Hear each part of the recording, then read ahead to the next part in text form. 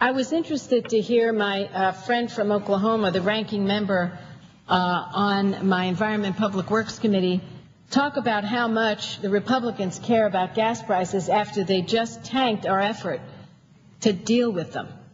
It's extraordinary.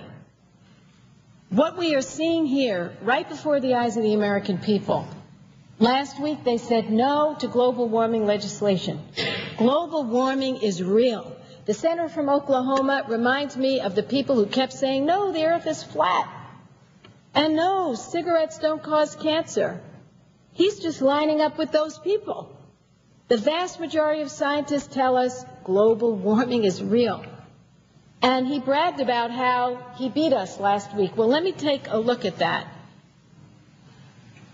He said that it was a wonderful thing that happened on Friday when the Senate didn't get 60 votes to continue debate on global warming and address it. He said it was a wonderful thing.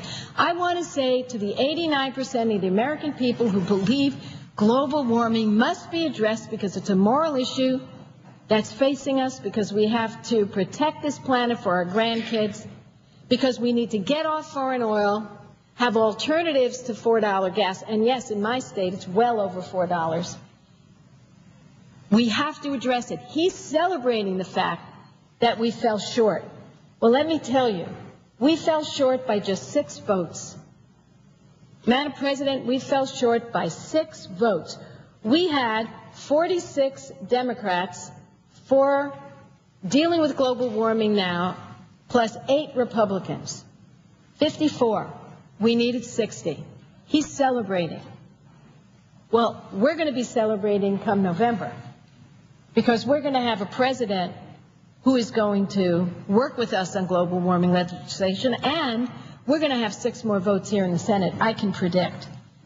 Because my friends on the other side of the aisle, with a few exceptions, very few, are fierce defenders of the status quo. Let me repeat that. The leadership in the Republican Party and the vast majority of Republicans, save a handful, are fierce defenders of the status quo. They say no to global warming legislation, which will get us off foreign oil, which will get us off big oil. They say no today to going after the speculators, going after big oil, making them disgorge some of that money so that we can invest it in alternatives, going after OPEC and saying, if you're colluding, you're going to be held accountable. They said no, no, no, no, no, no, no. Yes to status quo, no to positive change for the American people. And they come down the floor and they're happy about it. It's unbelievable to me. Well, the wonderful thing that did happen on Friday is we reached a high water mark. We reached 54 votes. The last vote on global warming bill was 38. And the even more wonderful part is, out of the people who were absent, who sent in letters and said they were with us, were the 2 presidential candidates. So all that talk about celebrating the fact that we stopped global warming is kind of a death rattle, in my opinion, for those people who feel they don't have to address this challenge of our generation. I'm looking at the young people here today. Their beautiful faces. They deserve to have a good life in the future. And I want to say to them today, you are here at a historic time, because the window is closing for action.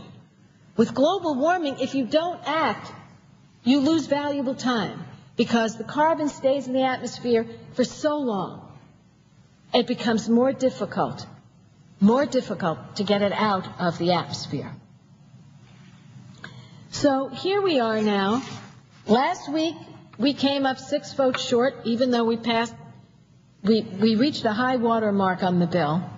And at the end of the day, we now have a roadmap for change.